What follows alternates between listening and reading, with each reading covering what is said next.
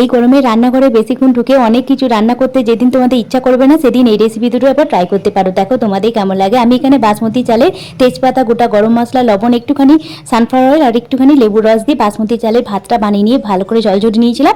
একটু জিরে ফোড়ন দিয়ে ভাতটাকে একটু লবণ দিয়ে ভেজে নিলাম, একটু পুদিনা পাতা দিলাম যাতে এই গরমের দিনে না রিফ্রেশিং লাগে। ব্যাস, জিরা রাইসটা আমার হয়ে গেল। এরপর আমি এর সঙ্গে কিছু স্যালাডও দিয়েছিলাম, পেঁয়াজ আর শসা।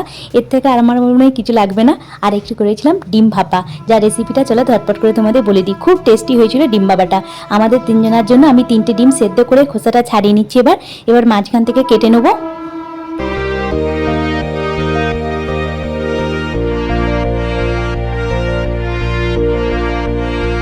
লবণ দিয়ে ডিমটা সিদ্ধ করার পরও একটা ডিম দেখছি ফেটে গেছে। যাই হোক, একটুখানি কেটে নিলাম। কেটে নেওয়ার পরই আমি এবার একটা পোস্ত, কাঁচা লঙ্কা আর 4টে কাজু বাদাম একসঙ্গে আমি বেটে নিয়েছিলাম।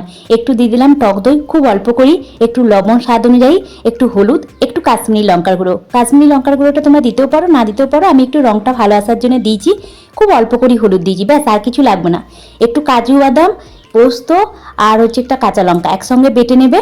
দিয়ে তার মধ্যে একটু দই, একটু লবণ, একটু হলুদ গুঁড়ো, একটু কাশ্মীরি লঙ্কার গুঁড়ো ভালো করে দিয়ে ভালো মিক্স করে নেবে। ডিমগুলো দিয়ে দিলাম, কাঁচা লঙ্কা, সর্ষের তেল দিয়ে ভাপিয়ে নিলাম 20 মিনিটের জন্য হাই ফ্লেমে। কিছুক্ষণ ঠান্ডা হয়ে যাওয়ার পর স্টিমটা বসে পর পরিবেশন করে নিচ্ছি। এর থেকে আর কিছু লাগবে? কেমন লাগলে অবশ্যই লিখে জানাবে। ভালো লাগলে like, subscribe, tata, bye bye.